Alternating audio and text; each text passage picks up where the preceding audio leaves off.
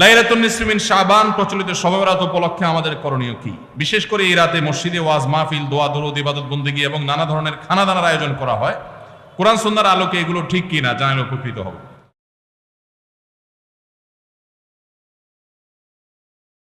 ভাইরা আমার, লাইলাতুন নিসফি মিন শাবান যেটাকে আমরা শবে বরাত বলি, এই লাইলাতুন নিসফি মিন শাবানে আল্লাহ তাআলা হিংসুক এবং মুশরিক ছাড়া বাকি মানুষদেরকে, বাকি মুসলমানদেরকে আল্লাহ তাআলা সাধারণ ক্ষমা ঘোষণা করেন মর্মে একটা হাদিস আছে। এছাড়া আরো বেশ কিছু হাদিস আছে যেগুলোর কোনো না অনেকগুলো সনদের মধ্যে কিছুটা দুর্বলতা আছে, কিন্তু মোটের পরে এ রাতের ফজিলত সুসাব্যস্ত এবং প্রমাণিত।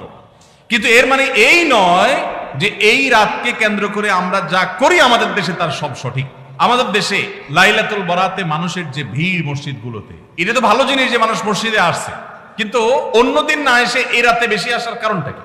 লাইলাতুল কদর বেশি ফজিলতপূর্ণ নাকি এই রাত বেশি ফজিলতপূর্ণ? লাইলাতুল কদরের সাথে কোনো তুলনা চলবে?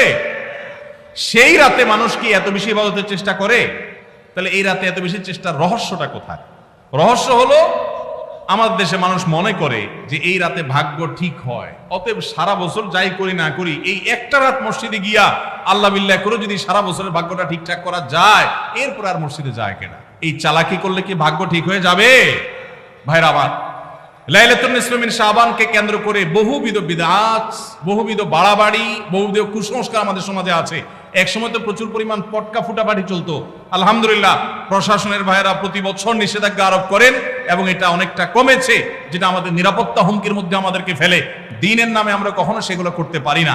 অনেক মসজিদে আলোকসজ্জা করা হয়। আলোকসজ্জা তো আপনি এমনিই করেন সারা বছর, কিন্তু এই রাতকে কেন্দ্র করে আলাদা করে আলোকসজ্জা করা, এই রাতকে কেন্দ্র করে ওই যে হালুয়া রুটি খাওয়া খাওয়ার একটা ব্যাপার এখনো আমাদের দেশে কোথাও কোথাও আছে।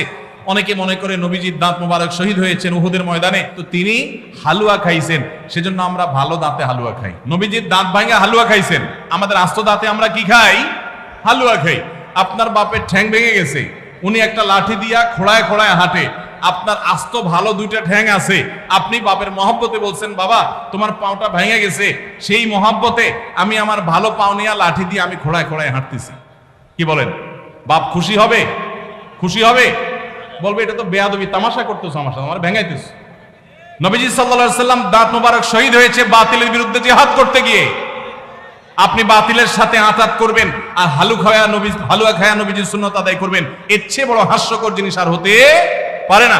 অতএব সব ধরনের বাড়াবাড়ি কুসংস্কার আমাদের বন্ধ করতে হবে। এমনকি এই রাত উপলক্ষে মসজিদে দোয়া দরুদের জন্য সমবেত হওয়া, এ রাতে মানুষকে ডাকাডাকি করে একেবারে এই রাতের ফজিলতের জন্য মসজিদে সবাই একত্র হওয়াকে যারা জরুরি মনে করেন তারাও ভুলের মধ্যে আছেন। ব্যক্তিগত ইবাদতে আল্লাহর ক্ষমা পাওয়ার জন্য চেষ্টা করতে পারেন, সেটা ভিন্ন বিষয়। আল্লাহ আমাদেরকে বুঝার তৌফিক দান করুন।